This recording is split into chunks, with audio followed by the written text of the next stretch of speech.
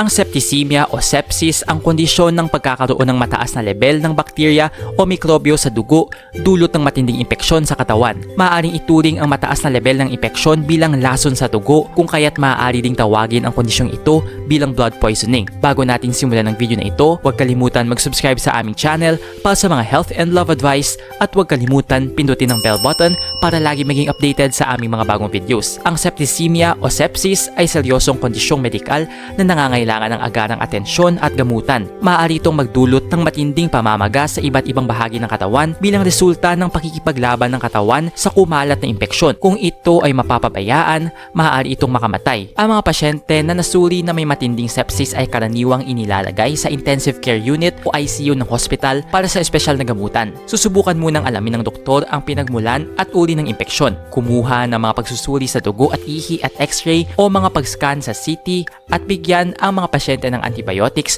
upang gamutin ang impeksyon. Narito ang mga paraan kung paano ginagamot ang sepsis. 1. Antibiotic. Ang paggamot ay dapat magsimula sa loob ng unang oras pagkatapos ng diagnosis. Kailangang injection ng doktor ang mga gamot na ito ng direkta sa ugat. Karaniwang magsisimula sila sa paggamot gamit ang broad-spectrum antibiotics na pumapatay laban sa bakterya na maaari maging sanhi ng impeksyon. Kailangan i-blood test ang pasyente upang malaman ang tiyak na dahilan ng impeksyon upang malapatan ang pinakaangkop na antibiotic. 2. Vasopressor. Ang mga gamot na ito ay kailangan upang mapanatiling mababa ang presyon ng dugo. Karaniwang sinasagawa ito ng mga taong may sepsis shock. Gagawin lamang ito kung ang pasyente ay masyado pa ring mababa ang dugo matapos matulukan ng gamot. 3. Corticosteroids. Ginagamit ito ng mga doktor ang anti-inflammatory drugs na ito kung ang blood pressure at heart rate ng pasyente ay hindi pa rin stable sa kabila ng binigyan na siya ng antibiotic at vasopressors. Nag-enjoy ka ba sa video ito? Please hit the like button and subscribe sa aming channel para sa iba pang video tulad nito. Salamat sa panonood!